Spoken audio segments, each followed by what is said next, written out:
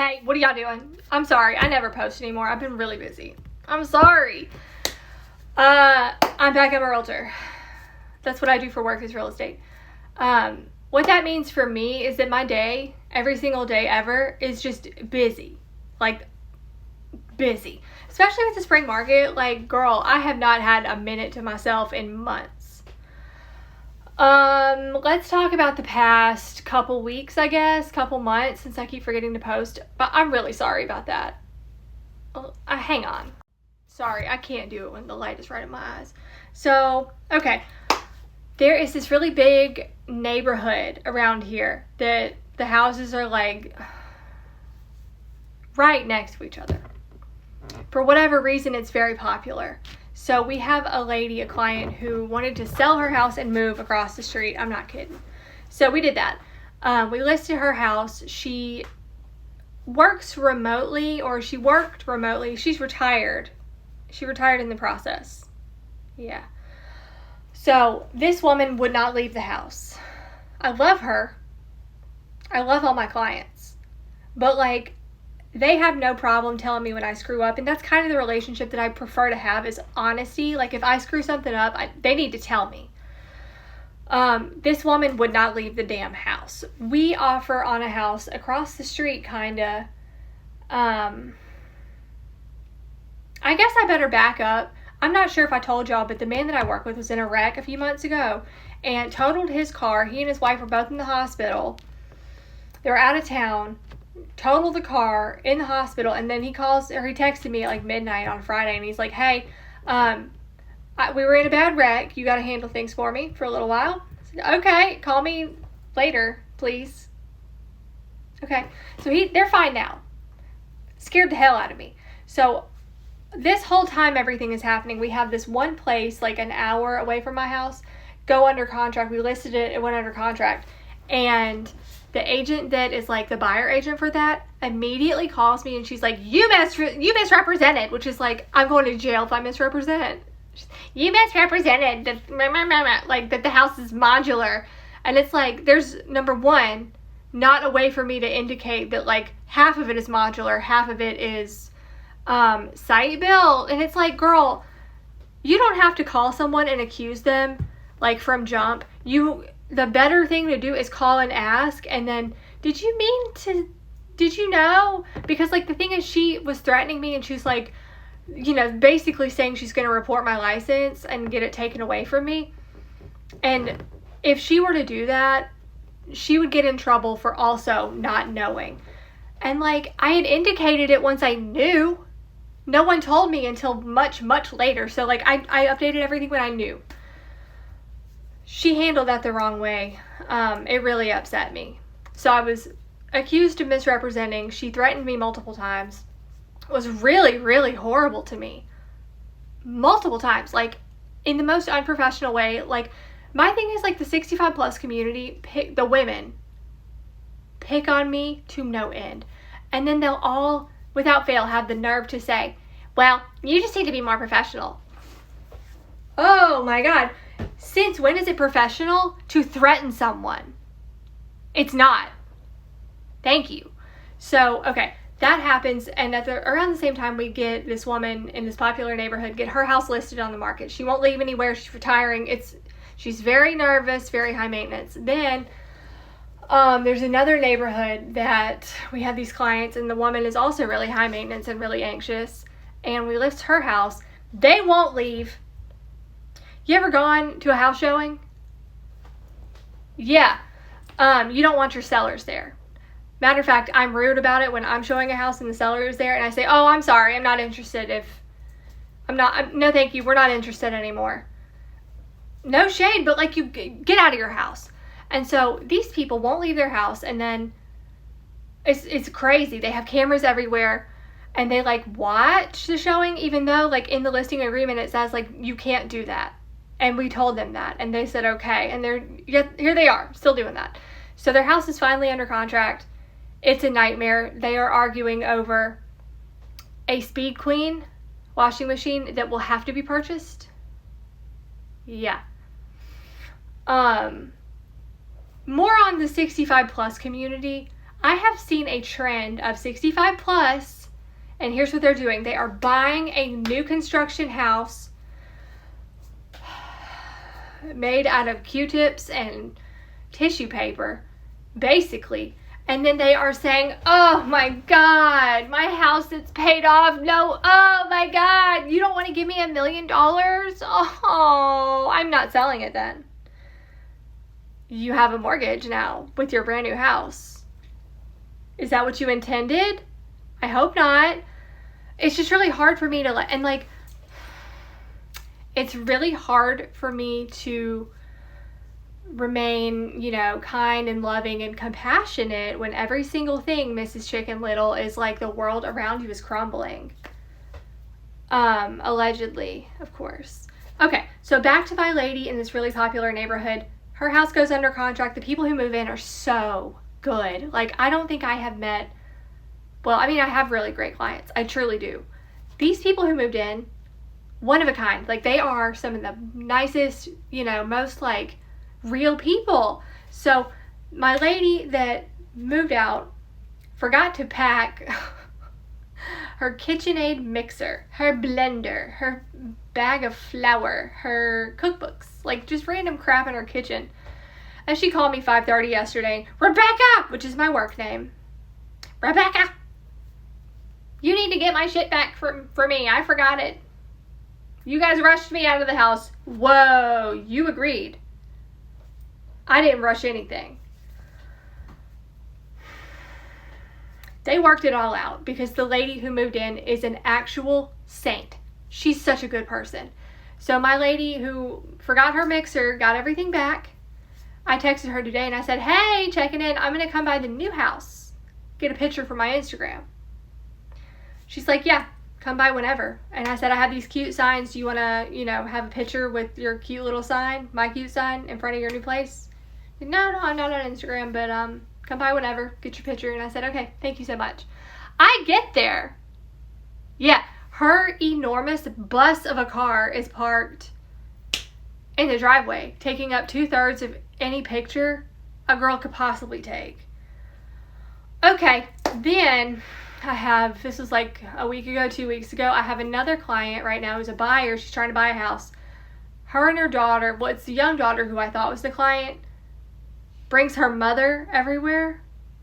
I show up thinking it's this young girl. It's the young girl and the mother. Okay. I open the door and insult after insult. I am the dumbest person this woman has ever met. Okay, cool. We go under contract on that house. Didn't think that was going to happen because I was the dumbest person, even though I was pointing out things that are you probably need to know about that. So that is so much fun for me. Then, this was last weekend, I believe, we go under contract. She texts me on, I think, Saturday, and she's like, so the seller wanted a due diligence fee paid to him through Venmo. I'm not into that. But that's what he wanted. And then so I said, here's his Venmo. And she starts getting really upset that my mother, who's paying for everything, okay, Granny's paying. Super. Okay, so Granny needs to be on all the paperwork. Granny's paying. My mother does not have Venmo. Okay, mine doesn't either. Figure it out. I don't care. Stop being rude to me. Then the next day, she texts me and she's like, my mother is sending a check. What do you mean? How come no one asked me who to make the check out to? This is relevant because when I get the check, it's made out wrong. To a random real estate company that is what are you doing? Why didn't you make it out to the seller directly? Duh. Okay, so that's a lot of fun. I tell them that we can't accept that check and they start berating me once again. And then she texts me, the mom, and she's like, just so you know, I scheduled the inspection Monday morning at 8:30. No, 8, I'm sorry. Monday morning at 8? And she's like, Rebecca, will you go? Who's Rebecca? Right, so after they tell me that the inspection is at 8 o'clock in the morning on a Monday, this coming Monday, oh my God. Okay, so keep in mind, I have all these different clients. Here's the thing about real estate is you don't get any time off. And people don't understand boundaries because I am kind to my clients. That's how that goes. So, okay. Monday morning at 8, I have an inspection. The next day, my sellers who were selling their house, who, yet another set of homebodies and will not leave, and they watch people on their Ring cameras even though we've told them not to, they are arguing with me. Like this week, they were arguing with me about their inspection. Then I said, just so you know, it takes a long time, and it's better for you if you're not in the house. Can you run errands during that time? No one wants the seller there. It's nothing personal. It's just a really uncomfortable experience when the person who owns the house is sitting right there, and the inspector is fiddling with stuff. Also, keep in mind the inspector's job is like to point out things. Yeah. And she didn't love that. And then she's like, well, what's the latest possible date I could back out of this?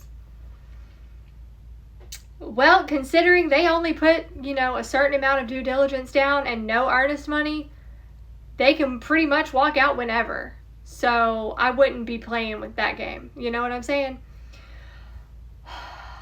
Arguing over a washing machine and a dryer. It's always coming down to some dumb appliance. So, it literally always comes down to a dumb appliance. I'm not kidding. So, that is so much fun. And then we have these other people who, bless them, same thing. Bought a new house even though they haven't sold the house that they're living in. They upgraded their house they're living in to the point where it is the, most expensive, most square feet, most upgrades in the whole entire neighborhood. So, at the very top of the food chain, that's not a good thing, And when I try to explain that, of course, everybody thinks I'm being some evil, horrible, you don't know anything because you're not 65 plus dummy. And it's very much like, okay, great, thank you.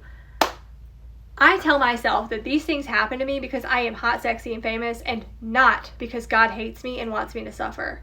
So that's how I'm getting through right now. I have a friend who commissioned a thing for his pottery studio, ceramic studio. I'm not really sure. He gave me dimensions of what he wanted. I am so scared that he's never going to speak to me again because I still haven't sent it to him. And that was in January or maybe even December when he asked for that. I'm not sure I know where. Okay. I got a Cricut because I was like, I can cut stuff out with a Cricut and I can't figure out how to make a Cricut. I did finish a quilt recently. I didn't love it because I ran out of white thread and had to switch over to blue. And then I went to the dermatologist today. This is the most ADHD vlog. I am so sorry. If you're still here, I'm so sorry. Went to the dermatologist and she said, your skin is perfect. And I said, thank you. It's because of you. And she said, I know, and laughed. I love my dermatologist. Keep in mind, I had a horrible experience with the other, my psychiatrist for my medicine that I take every day. I had she's my Adderall doctor. I had a horrible experience with her. She's like, I need to see every medication you're taking. And so I take them to her because I'm not a liar. And she takes every pill out of the bottle and touches them all with her grubby fingers. I'm sorry, if you're sitting at a keyboard all day, your hands are grubby. No shade. That's just how that is. So that was really upsetting. So when I went to the dermatologist, I told her that and I said, here you go. Here's all the medications I take. And here's the sunscreen I use. And here's the lotion I use. And she's like, oh my God, this is so fun. I love this. Thank you for showing me these things, but you didn't have to. What? So yeah, that's crazy. Also, what I did this morning after my little engineer appointment, I drove past a sign that said estate sale and bought a ring that I'm pretty sure is fake. The last estate sale I went to I had a great time. I got a brand new iron. Hello. It's really nice. I like it. And it's got a retractable cord. And the tank is really good. I use this for my little quilting stuff. Anyway, that's what's new with me. I still have not gone to the beach, as you can tell, since I am pale as sin. I would love... Oh, and I broke my phone. I have to get a new one. What am I supposed to do about that? I'm not trading this thing in. But it's going to be $500 to replace the back glass that I cracked. I'm not so into that. So I'll probably keep this as like, I don't know, because I'm a hoarder, keep it. Anyway, that's what's new with me. What's new with y'all? Why don't you send me some requests of like topics or something, because I feel like all I do is complain when I come on my channel. Yeah. Okay, well, I'll talk to y'all later, I guess. Love you, bye. Wait, I forgot. I have this like antique brass lamp because I've started collecting like haunted antique lamps, and one of my sellers, one of the many people that I'm interacting with regularly, is like, do you want this lamp that belonged to my mother, but like what is going on with my hair? But I don't have any space for it in my new house. And I said, no, my God, I could never take your mother's lamp. Can I pay you for it? Do you just need to store it do you want me to hold on to it? Do you want to put it in my office until you can like move into the new place and find like a good spot for it? And she's like, no, of course not. Please take it. You said you already have one. Maybe you could have a matching pair. Oh, super, because I love all of this crap everywhere.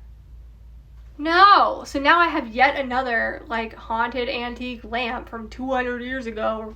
Well, it's probably only from like 100 years ago, but like still, that's what's up with me. Yeah. Okay, I am gonna hang up now. I'll talk to y'all later. Bye.